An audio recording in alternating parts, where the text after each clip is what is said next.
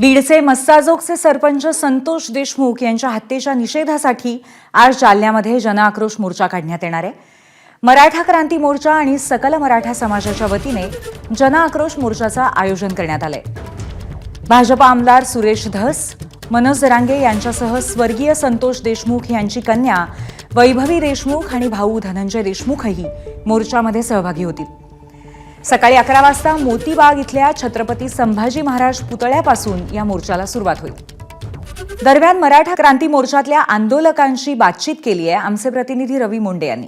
राज्यभरामध्ये प्रत्येक जिल्ह्यामध्ये हा महाजन आक्रोश मोर्चाचं आयोजन केलं आणि ह्या महाजन आक्रोश मोर्चाच्या माध्यमातून राज्य शासनाला एक दबाव निर्माण करण्याचं काम सर्व जाती धर्मातील मराठा समाज नव्हे तर सर्व जाती धर्मातील सर्व संघटनेतील लोक की राज्य शासना असेल गृह शाखा असेल यांनी या जो फरार आरोपी याला तात्काळ अटक करण्यात यावं किंवा यांच्या राजकीयवर असतात ज्यांचं असेल त्यांनाही या ठिकाणी या प्रकरणामध्ये आरोपी सहआरोपी करून त्यांना तात्काळ या कुटुंबाला न्याय देण्याचं काम त्यांनी करावं।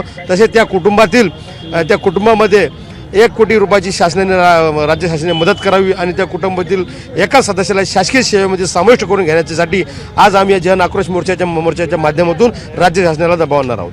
त्यांच्या वक्तव्यामुळे शिट्ट्या वाजवतील, टाळ्या वाजवतील असा प्रकार होणार नाही याची पूर्ण काळजी आम्ही या ठिकाणी घेणार आहोत।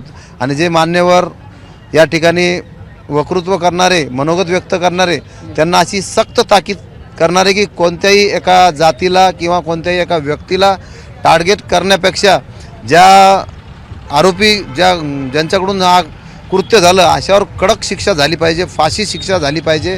त्यांच्याबद्दलच बोला, विनाकारण कोणत्या राजकारणाबद्दल बोलू नका। आरोपीला कोणतीही जात नसते ही सर्वात मोठी सगळ्या मान्यवराला पहिली मी तुमच्या माध्यमातून सूचना करतो, त्यांनी फक्त आरोपी विरुद्ध जे गुन्हेगार आहे गुन्हेगाराविरुद्धच बोलावे आणि जे त्यांना समजा सपोर्टिंगला आहे त्याचे नाव न घेता त्यांना जसा कसा तपास लावता येईल गृहमंत्र्याला टार्गेट करावं, मुख्यमंत्र्याला टार्गेट करावं आणि त्यांना तपासाच्या माध्यमातून त्याला बोलावं।